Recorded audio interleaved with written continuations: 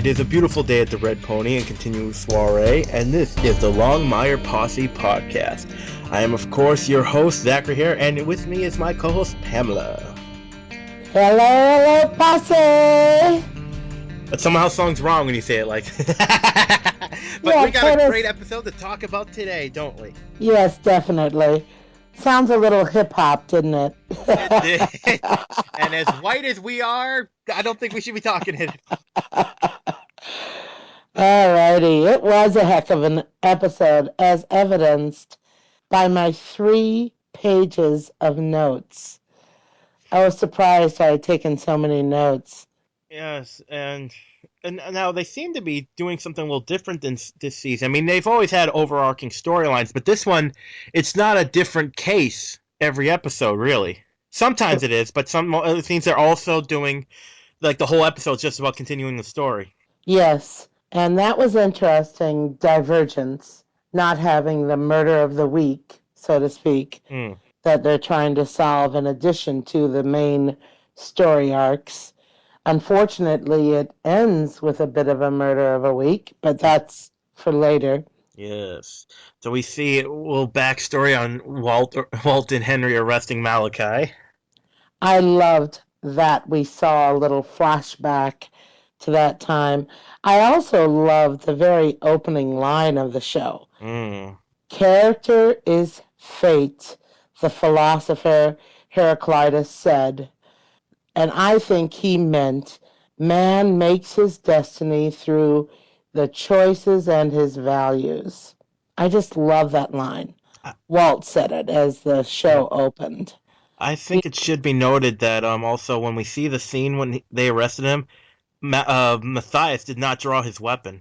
I noticed that too. I thought that was very telling. Matthias just stood there looking, but he did not draw. I noticed that instantly. And I wondered, knowing how the propensity of the writers and producers to drop little telling moments in episodes, if that wasn't one of those telling moments for the future. Well, and also later on, he was being really nice when he was asking for stuff from Vic. Yes, I wondered about that too. He can be nice and charming when he wants to be. I guess as long as Walt wasn't around. Yes, and also we see in this episode, Branch is going off the deep end. Continuing his fall. He's been going off of it for a while, but all with the understandable motivation. However, he can't forget that last week Walt agreed to reopen the case. And so here goes Branch, rednecking it anyway, off on his own, kidnapping, torturing, which I hated that scene. But he goes and does that all on his own, knowing Walt already agreed to reopening the case. He just couldn't wait for Walt. Now, there's something I think could use some clarification because he says, "Oh, you're a white warrior" and all that. Did he recognize him when he was? Because they didn't make it really clear last episode how he knew that peyote dealer was the guy, but now it seems like he recognized him. He did. If you'll recall the scene a couple episodes ago of the white warriors dancing around the funeral pyre, one of them had short hair. That was Poteet. That's his last name. That was the man that Branch captured. So, yeah, I recognized him even with his blindfold on, that was the same man that was sitting there. I wondered at the time if that wasn't David Ridges with a haircut, because they made a point, there we go with one of those moments again, they made a point of focusing on the short-haired white warrior. He was the only one who had short hair. And they made a point of focusing on him for a while and him looking rather skirtedly, like left to right, kind of shaky, kind of like he was a shaky individual. So they made a point of focusing on that, and sure enough, that's who it was.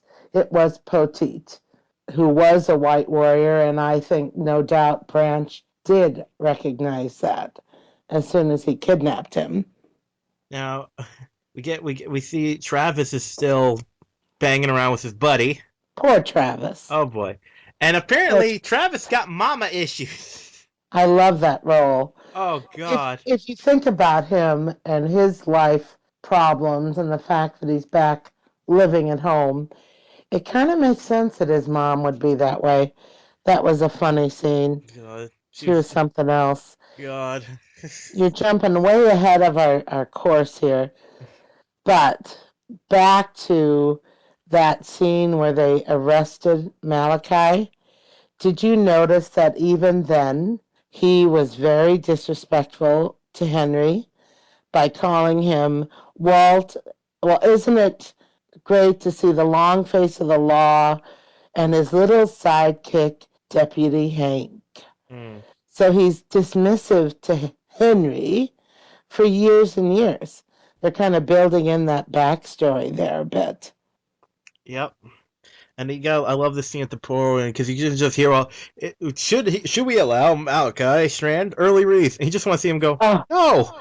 no, of course not.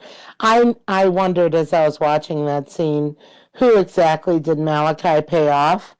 Because the way that they phrased it, the one on the parole board, the way that he phrased it, something like, "Oh, we understand who Malachi Strand used to be. What we're trying to determine is who is he now? How has he changed?" Yeah. The minute I heard that, I thought, I think I know who Malachi bought off, because that was such a line of malarkey I've never heard before. Yeah, I know. I'm like, oh, they're gonna let him go. Yep. Well, I've said that since he made an appearance the first episode. I have said from that day that he will return. There's no way they'd waste this rich character who has a history in the show, albeit not seen previously. We knew that Matthias was peeved initially with Walt for having arrested Malachi.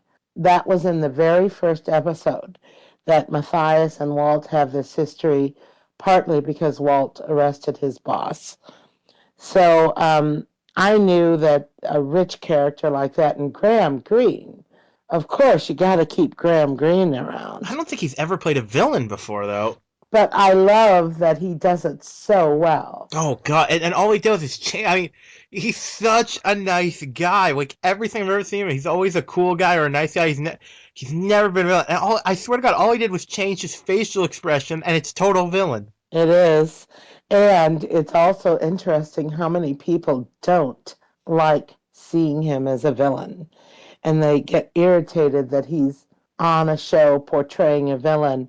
And I'll write to those commenters, hey, he's acting and he's really, really good at it. Because I really don't like his character. That means he's a good actor. Right. And of course, our Ferg was missing this episode. Yeah. Where's your nephew? He was at a certification course, don't you know? According to what Vic said to Walt, when Walt told Vic that she was in charge before he was taking his vacation day of outside investigations, um, Vic said, supervise who? In charge of who? You told Blanche to take time off, and Ferg's at a certification course. So that's at least they mentioned Ferg. Other episodes, when he doesn't show up, they never mention his absence, but they tried to write it in. Thank you, Tony Toast. Mm. And you gotta love. You gotta love this part. It's Ruby. How many vacation days do I have? All of them. Yes. Yes, Walt just isn't the type to leave his job. And he's taking vacation so he can do some police work. So he can work. Yeah. It's just not work that the taxpayers should be paying for. I like that. Well, I, and there was this moment I love. I love when he's like, "Don't worry, things are pretty quiet." Oh well, a report. We got a missing chicken. And but but how important does that chicken end up being to the entire story? true, but you gotta. This is when I love little moments like this. Katie Sackhoff, he says chicken, she just turns her head like, really? And her eyes rolled. Chicken. That was perfect. But they again they plant these little scenes that just are so perfect, and it means so much to come. And then we switch on to Branch's kidnapping scene, Hmm. and I didn't like much of that. But there was a really funny line in that, I thought, that was delivered by the actor Hank Shane, who portrayed Sam Poteet. And that was when Branch was asking him about the White Warriors, and Poteet starts naming off all the different warriors he knows, none of which were white warriors, and he ends it with saying Golden State Warriors. That just gave me a tickle. I thought that was a cute line. Smart Alec, but it was funny. Yeah, And Hank Shane, did you recognize him? Who plays Sam Poteet? I'll look up his IMDb right now. He's been in Criminal Minds, Sons of Anarchy, many episodes of the Showtime series. I think it's Showtime or HBO series, Big Love. I've never seen it, but he's been fairly busy actor. Yes, and so we see Brand. I know he's just poor. I knew that was I Paley hate too. that. I hated that scene. I Yeah, really did. I think that was way too far for Branch to have gone. I absolutely hated the scene. And again, when Walt already agreed he'll reopen the case, Branch is just taking it a bit too crazy for my liking. But again, I understand all of the motivation because he feels like he's the only one. But now you have the agreement of Walt that the, he'll work with you. So the thing it I was can't wait to find out is because we talked about motivation. What is the White Walker's motivation? the White Warriors I motivation. Yes, the White I Warriors. I just let a little Game of Thrones slip in. Yeah, I believe that the White Warrior is part of a big, huge, larger scheme that started with whatever protagonist was angry at Walt and then culminated with that person killing. Hello? Sorry, I had to do the cough Oh, I was like, off. And that culminated with that person killing or hiring someone to kill Martha and then to kill the killer and then to do all of the other things. I think we're going to find all of this storylines end up being married, whether it's Malachi who's behind it all, and Lord knows he certainly has the motivation for that's revenge. got to be him. He certainly has money.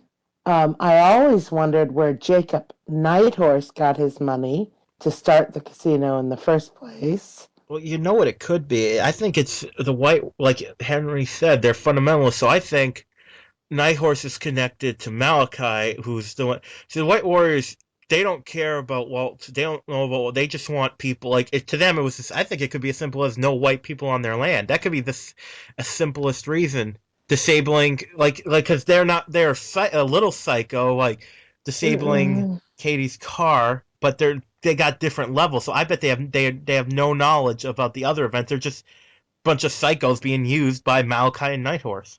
that's possible. Being used is the operative word because I believe they certainly are directed for doing what they're doing. And as you said, they may be unaware of what the ultimate game is here. Nighthorse might even be unaware because we see that of course he'll do anything for money, but he's not really a murderer. So even he could have been used by like Malachi. I believe so too. And I thought he was genuinely surprised by Walt telling him a few episodes ago that that Branch was shot by, claims to have been shot by a white warrior. That seemed to unsettle Jacob. So I thought that was interesting. It Ooh, was hard to tell. and he could and Dave and Ray Ridges could even say to him, "He's help me fake my death, or I'll tell everyone you helped me." Yes, yeah. Who knows? It's all so many mysteries. But I still just confident that all of this is going to wrap up interrelated. And there's going to be one bad guy who's manipulating everything that's happened. And you don't think it's Malachi? I think it's Malachi at this moment. But a few weeks ago, I thought it was Jacob Nighthorse. So my point being that, like any good mystery, the writers keep putting up potential suspects. So for a little while, I believe it's that guy, but then the more I learn about the other guy, I think it certainly could be him instead. So definitely that's where my head is now. I think it's Malachi. So Oh, and speaking of Malachi and his manipulations, did you notice after the scene where Branch did his torture, Walt walks into the red pony and he and Henry and Katie want to talk about the fundraising and the award money. And when Walt starts talking, Henry says, "Let's discuss this in my office so we can discuss in private." Did you notice that as they were leaving the bar and going to the office, the Indian that was sitting at the end of the bar? I didn't notice him at that point. Yes, that's what, again, these little moments. I didn't either the first time I watched it. I noticed him the second time I watched, now that we know that he shows up later on. But guess what? Every single scene in the Red Pony of that episode, there he is, sitting in what we later find out is Malachi's spot. But he's also there and has the ears.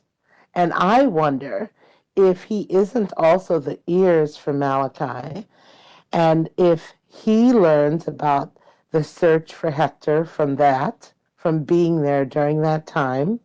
They know that's what all the people are showing up for, is to report on Malachi sightings, and they all are coming to the Red Pony, as Katie said.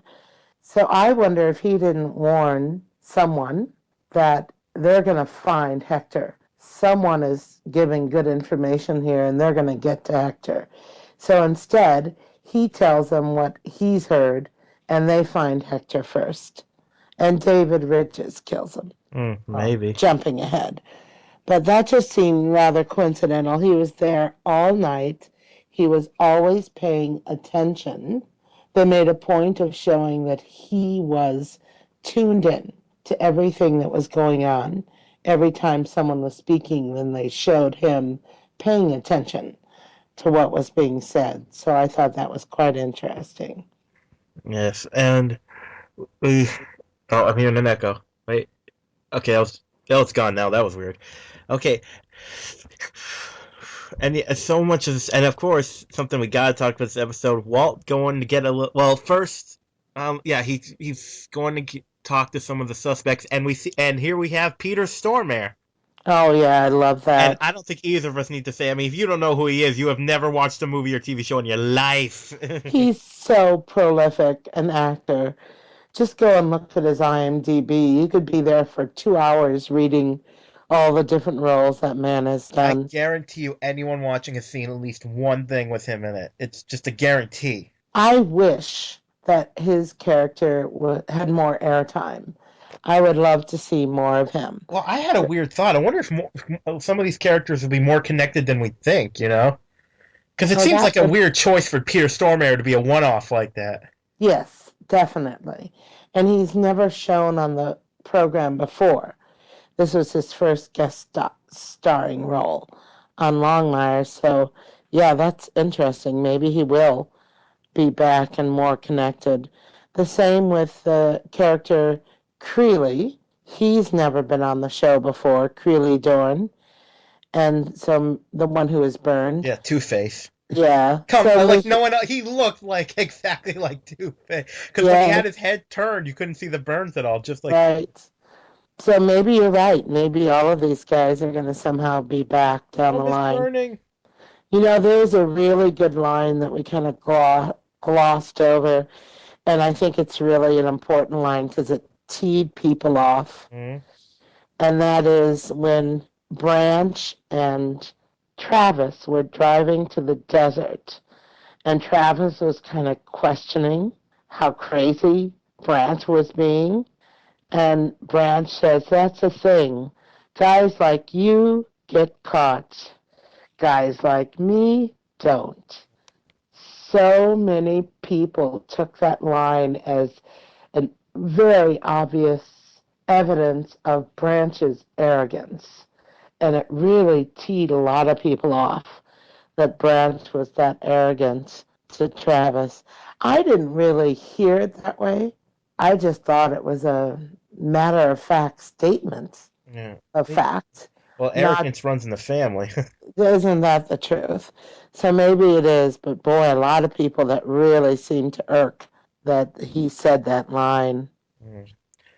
And so after Walt does the first one, we also see him. He gets a little backup. Oh yes, but by the way, back to that Storm Air scene. Oh, Did you notice something that I thought was brilliant? what? When Walt steps through the imaginary front door and then he steps back behind it again, they show, Stormare was shooting before he stepped behind the scene, behind the door. And then Walt goes and takes the license plate.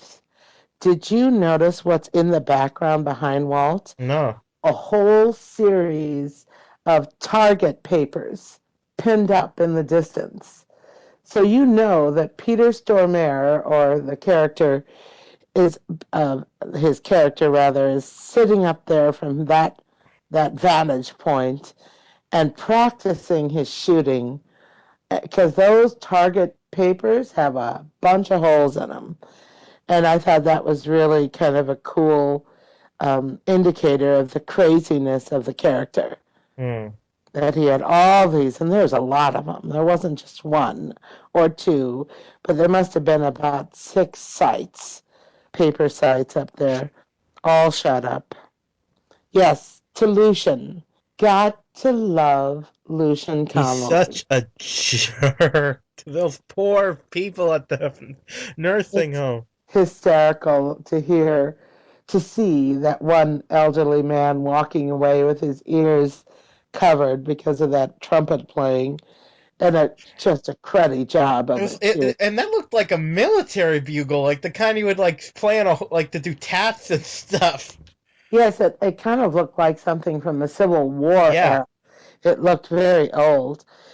I loved that whole scene, and a lot of people have asked, why is Lucian in a senior's home? And I would just challenge people to look into it for themselves. And there's a couple ways you can learn about it. Read the books by Craig Johnson, which are always a fun read. And you can go back and watch the earlier episode where Lucian Connolly first makes an appearance. So I'm just giving people some homework. If you really want to find out, do a little investigation and you'll be able to uncover the why. Hmm. And I love that he just has those kick-ass guns in his vent. Oh, that's hysterical. And you have no idea. I was watching the show with my husband and he's like, what's he doing? When Walt was raising the hospital bed Yeah. so that Lucian could better reach his stash up in the ventilator. It was just in the vent shaft. It was too funny. Too funny. And also we can't forget about the line is what are you doing? I don't want to help it. You might get shot. And then that's Oh, what convinced him. he couldn't wait. The minute he heard that, he's like, I'm in. Let's go.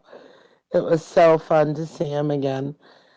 Um, oh, by the way, you know who else I like seeing again Hmm. was the character Jamie, Yeah. who is played by Bob Clendenin. He's that pizza delivery pot selling dealer that supplied Walt when his wife was sick.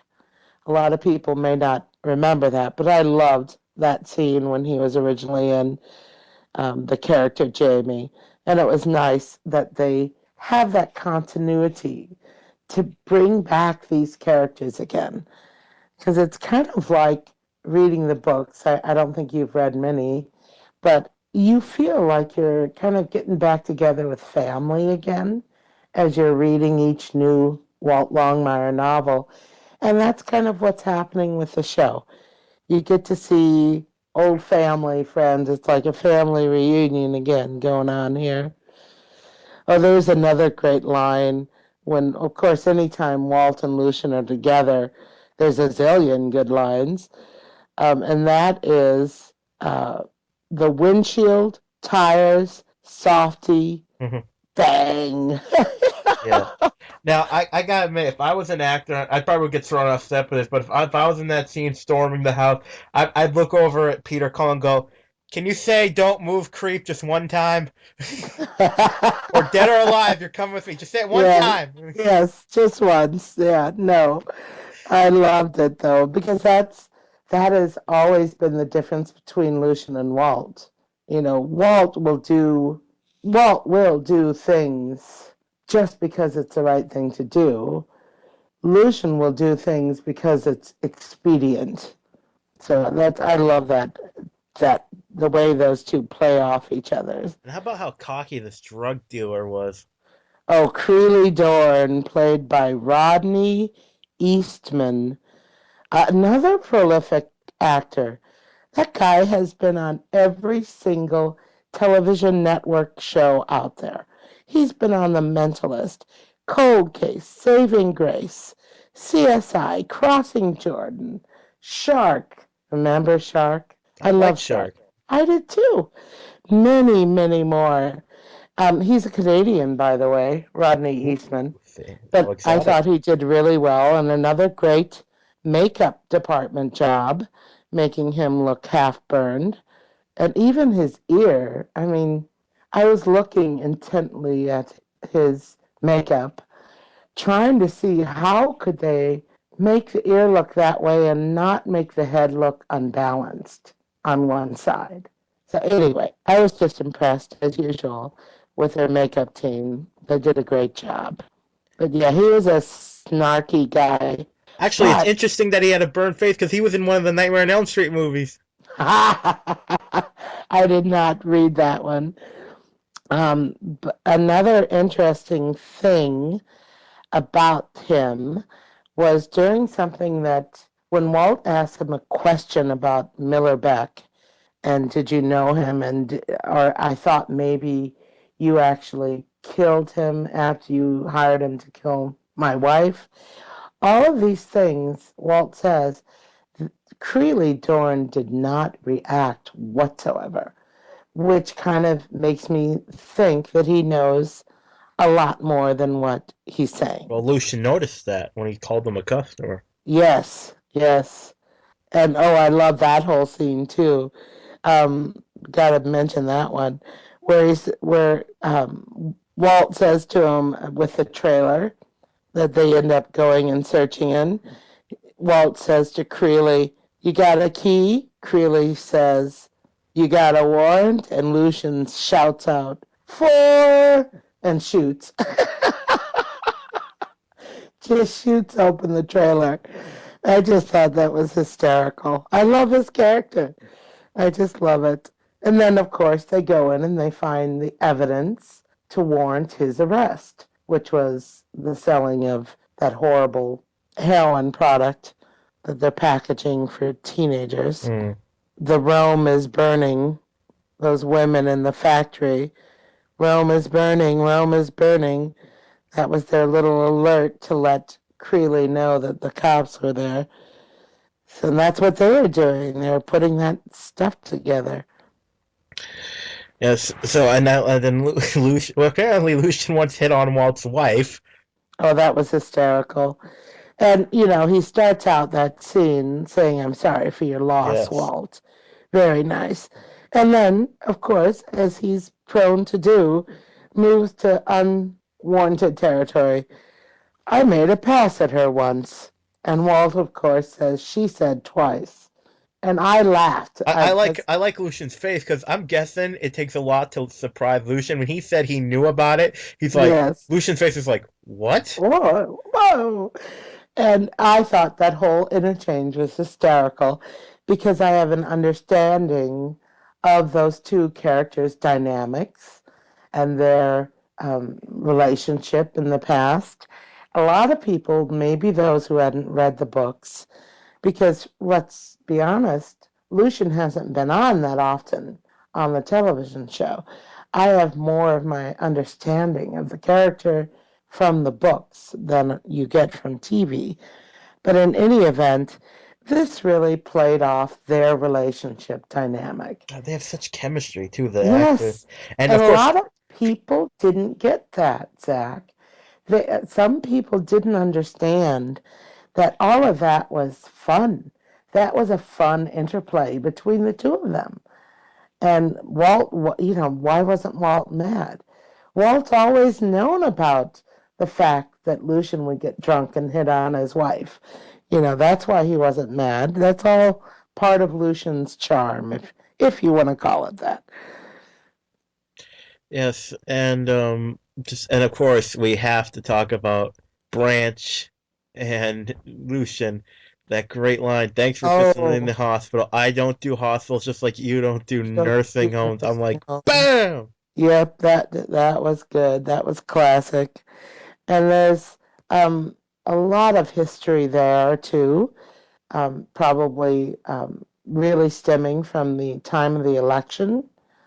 I got the sense during that Lucian was really more for Walt winning than he was for his own nephew. So I think that there's still a little animosity coming from Branch for that. Um, I'm surprised, speaking of Branch, that he would be so dumb as to use the excuse when he goes to bail out Travis after Vic goes back and arrests him. Because Vic goes to Henry and asks Henry to verify their alibi, which was that they were there drinking all night. And then she goes to arrest Travis, brings him in. They're in the jail now. Branch saves the day and goes and gets Travis and says the excuse was because they were out drinking. Of course, that turns out not to be true.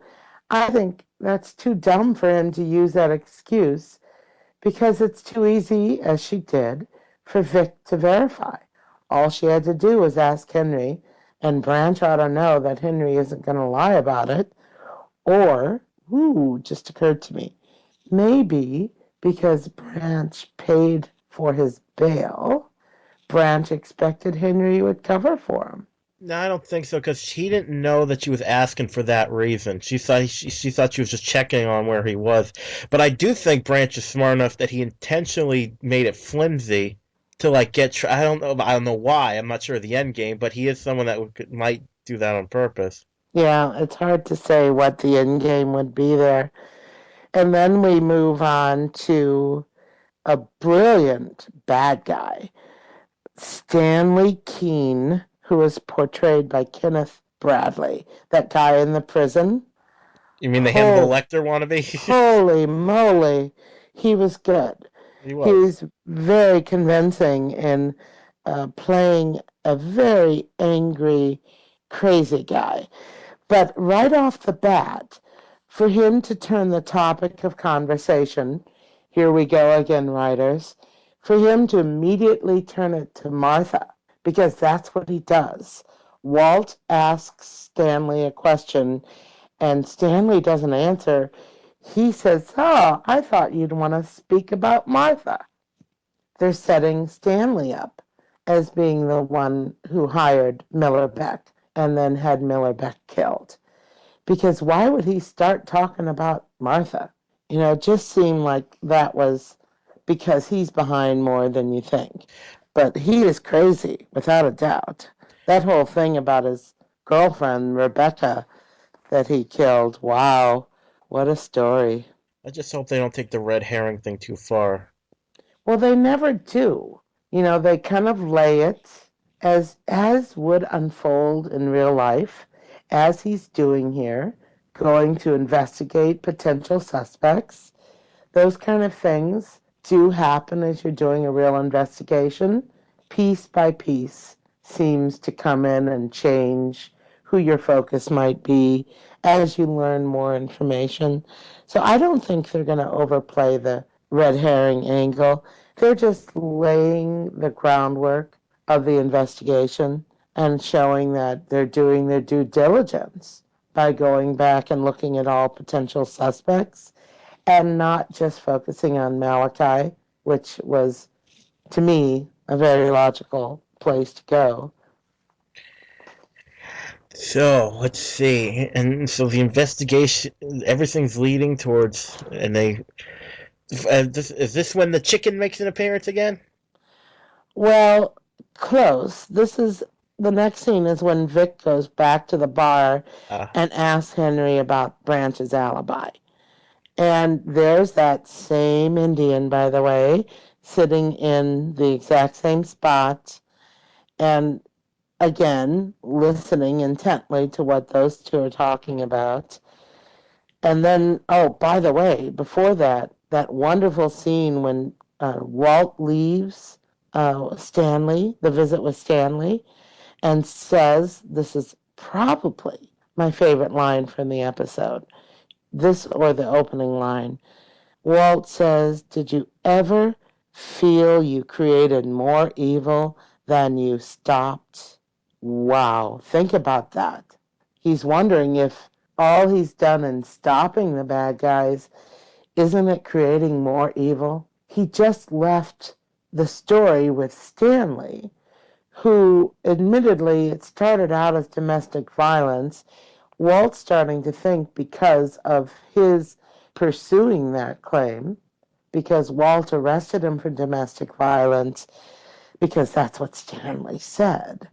He would never have ended up killing Rebecca if it hadn't been for Walt pursuing the domestic violence angle. That's what Stanley said. So that obviously got Walt thinking. And I love that line because he's realizing and recognizing that, yeah, you know, you got to do what you have to do to fight the bad guys. But yes, sometimes more evil comes from that effort to beat down the bad guys. And that seems to be what's happened. Because then he also goes on, well, first, Lucian, I love his comeback. I wrote it here somewhere and I love it.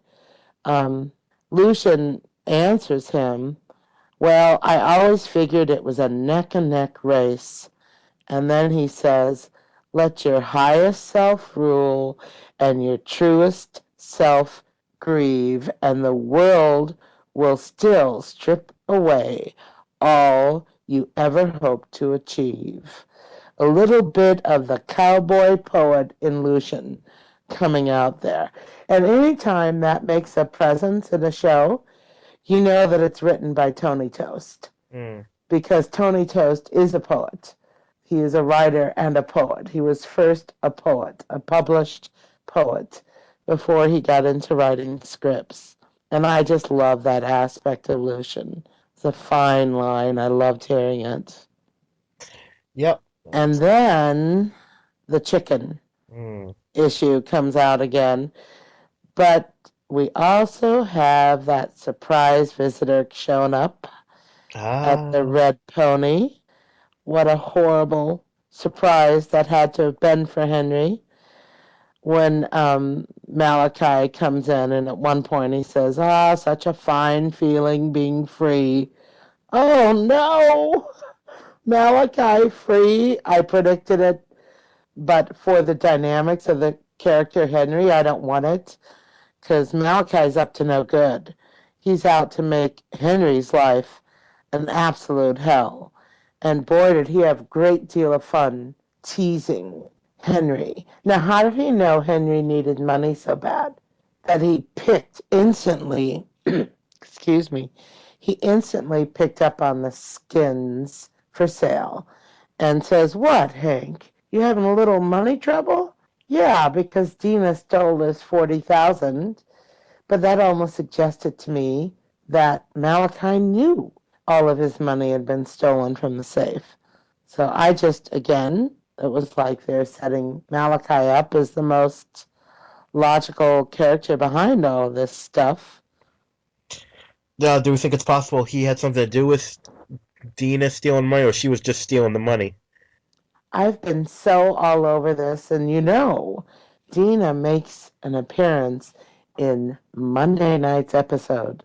The next episode, Dina appears. Mm. And I had a lot of people comment after she was accused by Henry of being the one who took his money. Had a lot of people say, "Oh, I hope they bring Dina back sometime." And I'm like, "Are you kidding? They'll bring her back. Believe me, she'll be back." I had no doubt in my mind she'll be back and she'll have to answer to whatever the reality is. Did she take it? Because Lou tweeted, and I get no satisfaction about this episode, meaning Henry gets no satisfaction. So it leads me to believe maybe Dina didn't take it, or maybe she took it and there's no way to prove it, so she isn't prosecuted. I don't know. That kind of left it open a bit, but Lou's really good about teasing that kind of thing. And I think it's gonna. I bet she comes back not thinking that that Henry would be able to get on bail. You know. Hmm. Well, wait. Did she leave before? Well, we're not sure exactly when she left. And remember, I had a theory that she was the one in Matthias's place because there's that scene a few episodes back where Walt goes to Matthias's door in the middle of the night to Yep. investigate the White Warriors at the pyre, and they open the Matthias opens the door and you see a lady's limb swinging back and forth in there, and they showed that limb twice. It just seemed to me like they're foreshadowing something. So maybe she's never left. Maybe she's been in town. Who knows? But we'll find out a little bit more about that tomorrow, hopefully. And you know who else is on tomorrow night? Mm. The Ferg is back in a big way. Woo! Yay! Jacob is back. And there's a really powerful scene between him and Branch tomorrow. And Branch really, really accuses him of being behind what happened to Hector. So that looks powerful. Can't wait to see that. And a surprise, as they often do, they get the greatest guest stars. They've got, I don't know if you even know him, the actor Parker Stevenson. Parker Stevenson. That sounds familiar. Well, He was in a 70s or 80s TV series, hugely popular with the teeny boppers at the time. And he was a surfer in real life. And I think he was in the Hardy Boys mysteries. ooh, he did a voice on Batman Beyond. Oh, could be. That's right, he did. Now that you He mention was in that, Baywatch for a yes, good many episodes. yes, a lot of television and movies. So he's quite a bit older now, of course. But it was really fun to see that he's on the list of guest stars because I just love that they find these great actors to kind of bring back, and in this case, I have a feeling quite a few of the Longmire fans were Parker Stevenson fans in the 70s. Kind of their generation, so to speak. So I think it'll be fun to see. I have no idea what his role is, but it'll be fun, I'm sure. And we And talk then, about guest stars. We got Nia Peoples this episode. oh, she was great. A lot of people complained about the lighting wasn't great. I took a picture from that scene and just enhanced it, and it looks like Nia Peoples. You know, a lot of people complained you couldn't even tell it was her. It was so dark. I thought she did really great, and of course, turned out to be, even though she was speaking in the third person, asking Henry if he remembers what happened to that girl, it turned out, of course, to be her who was the victim, a 12-year-old rape victim, that Hector and only Hector ended up delivering the justice because Malachi, who was police chief at the time, wouldn't deliver. He wouldn't do anything to the perpetrators because as long as you paid Malachi money, you could get away with evil deeds.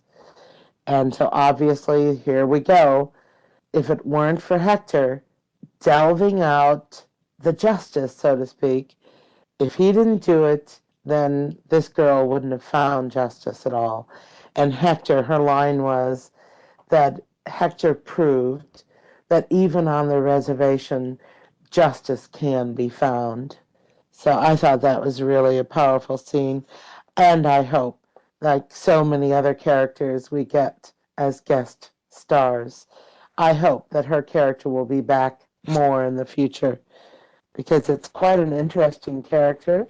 I would love to hear more about Adele Chapman, the character that she played. Now, speaking of Hector, Oh, no, yep, no, we got to no. talk about it. I don't want We to. have to. I know. You want to know what I wrote here? I know you have 3 pages to know. I bet one page was just no. Hector, no. We, as she said, we need not just a reservation, but we, the viewer, need someone who would do whatever it takes, in spite of how wrong it might be sometimes. We're human beings. And sometimes we like to see that shadow, that vigilante justice. I know it's wrong and I'm not advocating it, I but am. sometimes we feel good when that is carried out because too often, as was the case with Adele Chapman's rapists, justice isn't served unless it is vigilante. So, in that regard, I'm so sorry to see Hector leave. I loved his character because he was truly one who was good and who thought he was doing the right thing. That was always he would never kill. He always made sure to stop before he got that far. He would never kill, and he said that at the time Miller Beck's teeth were found by Fales, and they had assumed that Henry had always assumed that that meant Hector killed Miller Beck. Well, no, actually, Hector just brought it as proof. See, I took care of him. I beat him up for you. Here's his teeth. He didn't bring it as proof of killing him. He brought it as proof that he dealt out that justice blow by blow. But so now we're going to be without that great, strong, silent character that delivered justice for the people on the reservation. And there's a lot of good that went with Hector. Now, with that in mind, I wonder if there's going to be any backlash from this. I mean, That's, Hector, the protector of the res, has been scalped. yeah. I mean, he's protected so many people.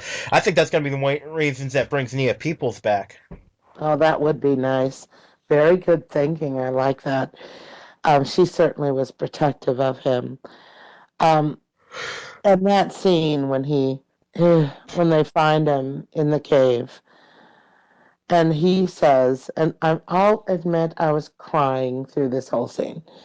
And he says to Walt and Branch and Vic, I always wanted to die like a warrior lawman under the big sky on my people's land, not in some cave like an animal. So, of course, what does Walt, Branch, and Vic do?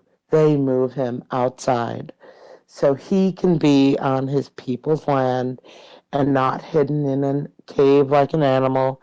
And then he grasps that shale that he's laying on, that big chunk of shale or granite that he's laying upon, and he says, This is between me and my ancestors now. Oh, I absolutely loved that scene and hated it all at the same time because I didn't want him to die. There's an invincibility about Hector. Remember, he always was able to take a beating. He'd get roughed up so bad, and he'd always be standing up at the end. So it just, in that sense, too, it was so sad to see that even Hector is fallible, that even he can fall. But boy, who did he fall to? He proves Branch's theory all along. Did you catch that? Mm-hmm. Branch holds up a picture of David Ridges when Walt asks, Who shot you? And he said, yes, that it was David Ridges. Wow. Well, there you go. We know that David Ridges isn't dead or he has an identical twin. So, why? You have to ask why. There's only one possible reason to kill Hector, and that is so he cannot testify to Henry's defense. I think it could be even more than that. Because if as we think it is, it's Malachi's behind it. Malachi knows that Hector is a force for good, and he doesn't want that anymore, and retribution for like messing up his plans and all that stuff. Certainly possible, but as far as the story arc, I think the obvious is just that simple. Someone wants Henry to be blamed for this. Someone has worked really hard to make sure Henry couldn't afford a good attorney by stealing his money, by interfering with Henry's appointment with a good attorney, a good public defender. They called and canceled. Someone did that. I think someone's worked long and hard to make sure that Henry's held responsible for this murder he didn't commit.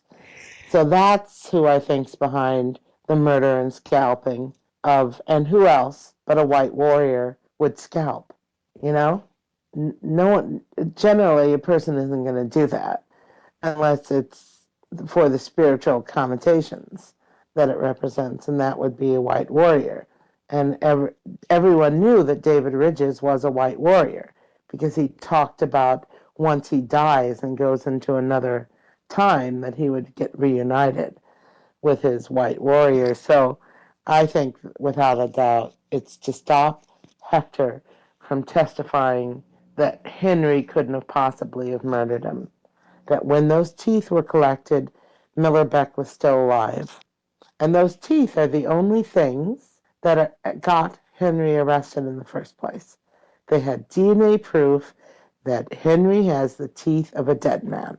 Well, as a matter of fact, those teeth were collected when the man was very much alive, and Hector could prove that. Not anymore. I am afraid it means that Henry's going back in jail. That's what I'm afraid of. That they're ending, they won't be able to prove his innocence, and that maybe that's the season finale, is that Henry ends up going back to jail, leave us hanging for an almost a year to see that get resolved. I hope not, but I'm just trying to play through what could possibly be at hand here. Yes, indeed. So, is there anything else we need to touch upon in this episode? I don't think so. Just really, again, looking forward to a great tomorrow night, Hmm. a great Monday episode coming up. I think it's going to be wonderful. Cannot wait to see how everything works out here. And it should be noted the episode is called "Reports of My Death." Yes, which are greatly exaggerated because we all know David Richards is really alive. And I think Reports of My Death referred to that. And then there's this preview of that episode of tomorrow's episode where Henry's feeling quite responsible for Hector's death. That's another reason that I think it's all related to Henry's case, because Henry takes it very personally that Hector was murdered and he feels responsible. So, can't wait. It's gonna It's be. going to be a good one. Hmm. And you should know, posse members, that we're gonna have even more special edition interviews for the Wolf's Den podcast. We got some lot. We have to shh about it for now, but we got some good stuff lined up. Yep, we definitely do, and don't want to spoil it by telling who, Hmm. but we've got a few good things in the works here, Yes, so. we have a gem of an interview lined up. Hint, hint, hint. Of course. And another one that we might have to chase to get, but Or, you could follow the tree of life or something. okay, that one's a little forced, but I tried. okay. All right. So, do you have anything else to say, Pamela? Nope, that's it from me. Thanks for listening, posse members. All right, posse members, let's ride.